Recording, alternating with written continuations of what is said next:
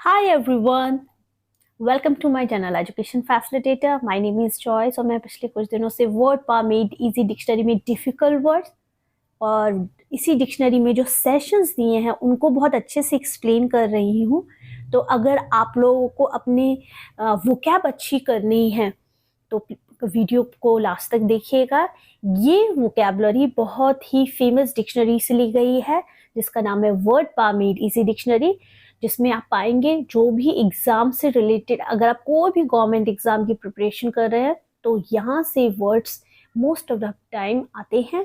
And ये बहुत ही relevant words इसमें बड़े ही अच्छे से एक्सप्लेन किए हुए हैं और उन वर्ड्स को मैंने अपनी इस वीडियो में बहुत ही सिंपली यहाँ पे मैं एक्सप्लेन करती हूँ। तो आप लोग को जो पुराने वर्ड्स जो मैंने कराए हुए हैं, वीडियो अपलोड किए हुए हैं, आप जा कर के प्लेलिस्ट में देख सकते हैं। और आज है 280 वर्ड्स में स्टार्ट करूँगी एंड 10 वर्ड्स कंप्लीट करूँगी। So let's begin. So today's first word is doctrinaire. What is called doctrinaire? What is it? It is an adjective. ये क्या है? एक एडजेक्टिव है। पार्ट्स ऑफ स्पीच से related भी एक प्लेलिस्ट बनी हुई है। If you want to learn parts of speech you may go and check parts of speech playlist. तो ये क्या है? ये एक विशेषण है। विशेषण का मतलब किसी भी नाउन या प्रोनाउन की संज्ञा या सर्वनाम की जो विशेषता बताता है। तो डॉक्टर ने कौन होते हैं? जो बहुत ही पढ़े लिखे होते हैं, बहुत ही किसी भी फील्ड में इंटेलिजेंट होते हैं और पंडिताओं मतलब स्कॉलस्टिक, जो बहुत ही ज्ञानी होते हैं। एक होते हैं इंटेलिजेंट, एक होते हैं बहुत ही ज्ञानी किसी भी क्षेत्र में, या विद्या अभिमानी, जिनके अंदर विद्या को लेकर के एक अखंड तरह का वो होता है कि क्योंकि उनके वो बहुत नॉलेजेबल होते हैं, इस बेसिस पे नो डाउट अभिमानी तो होंगे। So it is called dogmatic. Dogmatic कौन होते हैं? वो लोग जो बहुत ही कट्टर होते हैं, हठधर्मी होते हैं, उनको बोलते हैं scholastic, as I have told you, जिनके अंदर विद्या से रिलेटेड बहुत ज्यादा ज्ञान होता है। इनफ्लेक्सिबल, इनफ्लेक्सिबल वो लोग होते हैं जो जल्दी फ्लेक्सिबल नहीं होते हैं, जो जल्दी किसी भी चीज को लेकर के बदलाव करने में कठिन होते हैं। एडामेंट, एडामेंट अगर मैं गलत नहीं हूँ तो स्टार्टिंग में मैंने जो वर्ड्स हैं उसमें मैंने एडामेंट सिखाया था अल्फाबेट सीरीज के अकॉर्डिंगली। मैं यहाँ पे एक्सप्लेन करी डिफिकल्ट वर्ड्स। तो एडामेंट मतलब क्या होता है? जो बहुत हटी होते हैं, जो जल्दी बदलते नहीं है, मतलब जिद्दी टाइप के।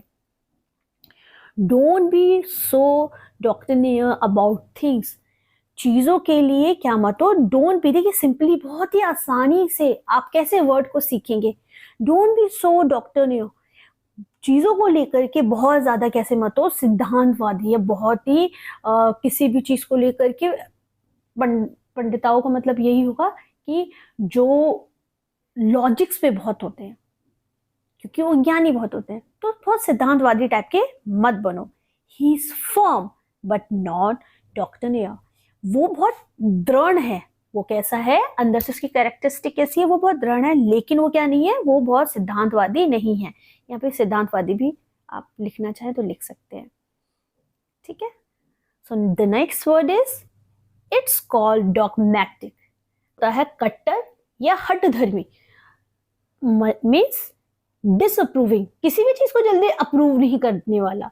इनफ्लेक्सिबल, जो मैं पहले बता चुकी हूँ, जो जिसको जल्दी से क्या नहीं किया जा सके, बदलाव जिसमें नहीं आता। रिजिड, ये पर्सनालिटी होती है कुछ कुछ लोगों के अंदर इस तरह की, जिसमें कहते हैं जिदपना जिसमें ज्यादा होता है। ओपिनियटेड, जो बहुत ही स्ट्रॉन्ग ओपिनियन देने वाले होते हैं, उनको क्या हम बोलते हैं? हम डॉगमैटिक। उनमें कैरेक्टरिस्टिक होती हैं। You can't be dogmatic in matters of taste. आप अपने स्वाद के मामले में हठधर्मी नहीं हो सकते। अगर आपको किसी भी चीज को लेकर के आप टेस्ट है, अगर आपके ओपिनियंस हैं, टेस्ट का मतलब ये नहीं खाने से रिलेटेड, पर अगर आप किसी भी मैटर में आपका ओपिनियन है तो आप उसमें बहुत ज्यादा जिद्दी नहीं हो सकते। आपको बदलना पड़ेगा, कभी कभी आपकी सिचुएशन के हिसाब से आपको बदलाव भी लाने पड़ेंगे। तो इस बेसिस पे यहाँ पे डॉगमैटिक का यूज हुआ है। और देखिए किसकी तरह से हुआ है, ऐसा एडजेक्टिव ही होना चाहिए और होता भी है डॉगमैटिक का use. Her employees find her bossy and डॉगमैटिक।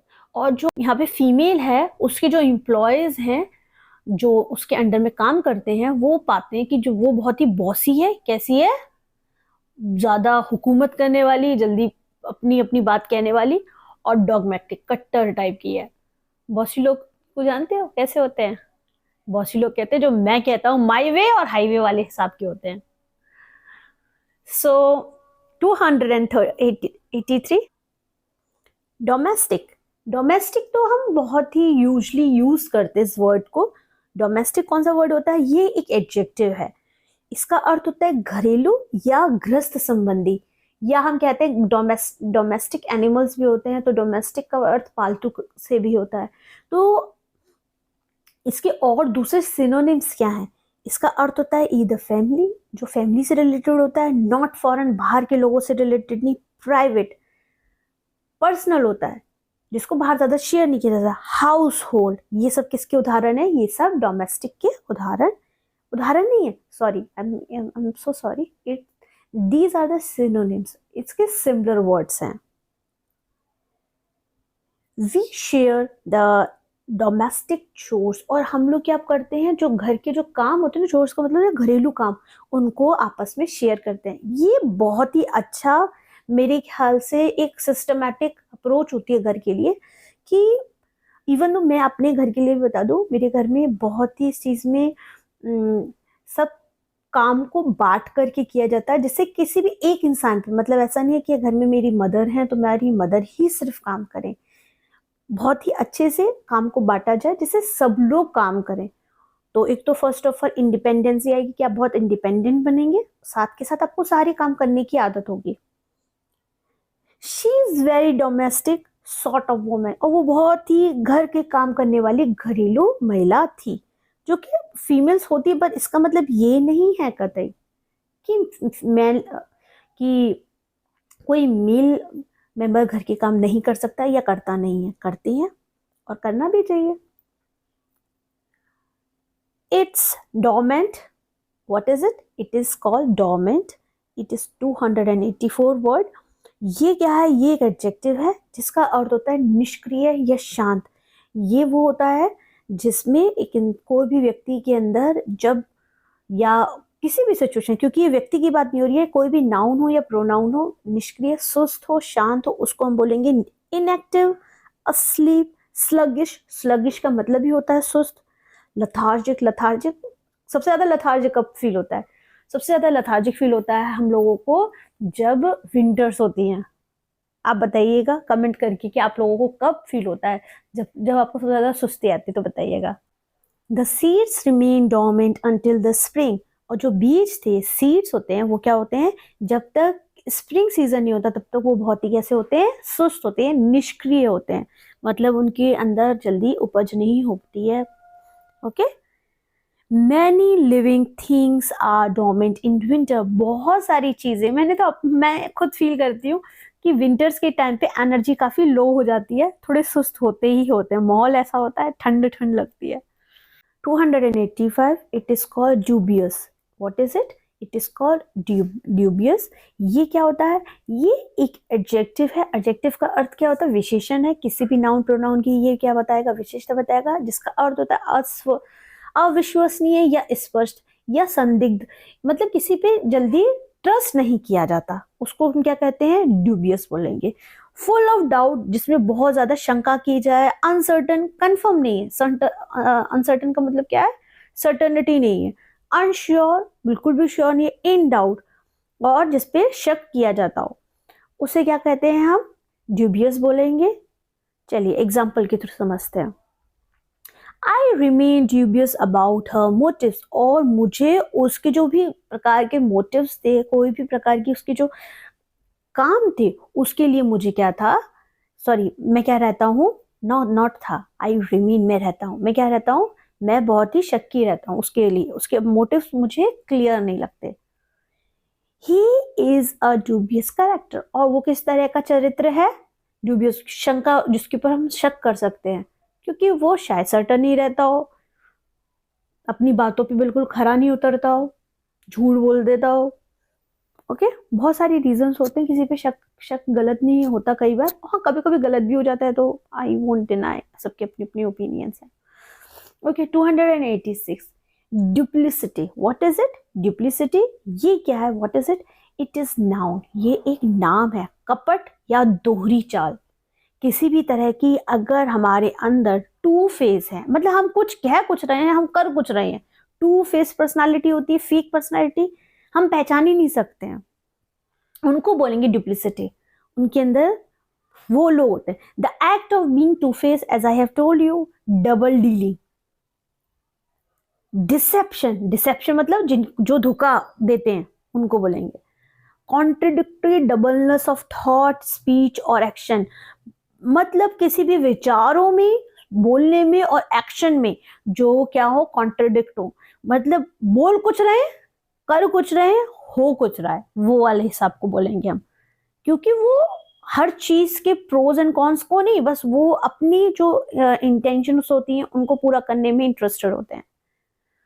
Okay, creatures have no duplicity like men. Creatures, it will be considered over here like animals, या कोई भी creature है, उनके अंदर जिस तरह से हम इंसानों का दिमाग चलता है, क्योंकि हम झूठ बहुत, क्योंकि हमारे को बोलने की क्षमता ज्यादा होती है और दिमाग भी हमारा सबसे ज्यादा और क्रिएचर्स के हिसाब से देखा जाए तो बहुत ज्यादा चलता है।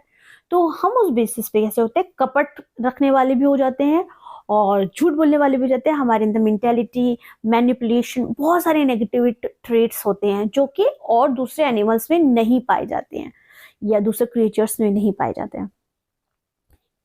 My life developed into duplicity, और मेरा जीवन कैसा हो गया है, किसमें डेवलप हो गया, विकसित हो गया, दोहरी चाल में, मतलब डबल माइंड। देखिए ये वाला जो कैरेक्टर्स होते हैं इनको पहचानना अपने आप में बड़ा ही डिफिकल्ट है,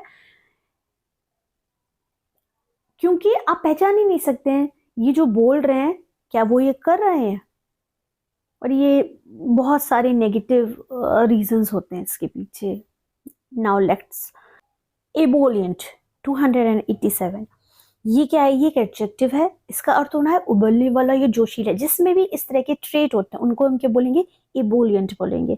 जिसके सिमिलर वर्ड्स क्या होते हैं? Boiling, exuberant, bubbling with excitement, मतलब जिसके अंदर बहुत खुशी वाला है, ठीक है, चीयरफुल, जॉयफुल, ये सब क्या है? सिनोनिम्स या इसके सिमिलर मीनिंग है। किसी भी व्यक्ति में इस तरह के ट्रेट्स होते हैं उनको बोलेंगे। My father is a naturally ebullient personality, मेरे पिता किस तरह की पर्सनैलिटी, व्यक्तित्व है? बहुत ही जोशीले टाइप के। The prime minister was in ebullient mood, और जो प्रधानमंत्री थे वो किस तरह के मूड में थे? वो बहुत ही जोशीले थे उस समय।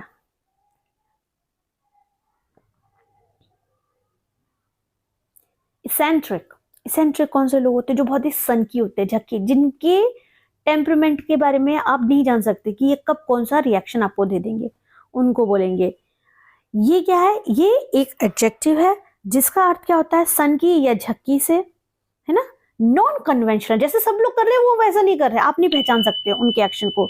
इरेगुलर, अनकॉमन, एबनॉर्मल, ठीक है। ये जो ट्रेट है जरूरी नहीं कि बहुत नेगेटिव हो। The old lady was getting eccentric, और जो बुजुर्ग महिला थी वो क्या हो गई थी? थोड़ी क्या हो गई थी? झक्की हो गई थी, क्योंकि एज के साथ हमारे बिहेवियर पैटर्न्स भी चेंज होते हैं और उसके रीजंस जो मोस्ट ऑफ द टाइम देखे गए हैं, पास्ट एक्सपीरियंस, पास्ट ट्रॉमास। अगर आप जैसे हम बढ़ते जाते हैं उम्र के साथ तो हम डिफिकल्ट फेजेस लाइफ में देखते हैं, और जो डिफिकल्ट फेजेस की वजह से हमारे अंदर जो पर्सनालिटी होती है उसमें भी चेंजेस आते हैं। तो उस वजह से शायद महिला कैसी हो गई थी? बहुत ही इसेंट्रिक महिला हो गई थी, मतलब वो बहुत झक्की थी।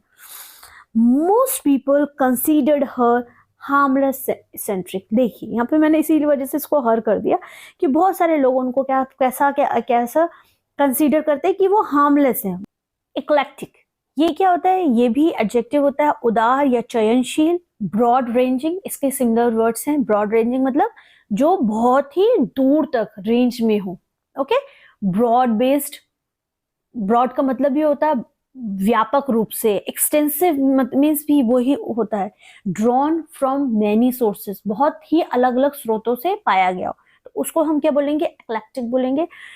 she has very eclectic taste in literature, और उसके अंदर किसी भी व्यक्ति लड़की है उसके अंदर बहुत ही अलग तरीके का क्या था, बिल्कुल डिफरेंट उदार तरह का टेस्ट था, किसमें, इंग्लिश लिटरेचर हो या हिंदी लिटरेचर हो, बस साहित्य में उसका इस तरह का था कि बहुत ब्रॉड पर्सपेक्टिव था उसका, किसको लेकर के, लिटरेचर को लेकर के उसका टेस्ट इस तरह का था।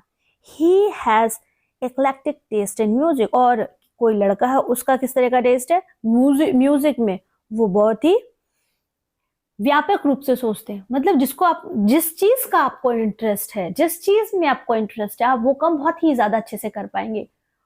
तो आज का लास्ट वर्ड है Edify. What is it? It is called Edify. It is, ऐसा लग रहा है एम्पलीफाई बोल रही हूँ बट इट इज एडिफाई। ये एक वर्ब है। वर्ब उपदेश देना या कुछ भी सिखाने से हो जाता है, जिसका मतलब कोई भी चीज हम सिखा रहे हैं, शिक्षा दी जा रही है। To enlighten, to instruct, instruction दिए जा रहे हैं। एजुकेट किया जा रहा है, मैंने ये गलती से डबल बार लिख दिया। टीच स्पेशली इन मॉरल और रिलीजियस मैटर। ये स्पेशली जो एडिफाई होता है वो किसके लिए होता है, मॉरल और स्पिरिचुअल मैटर के लिए होता है। Travelling is an Edify experience specially for young people.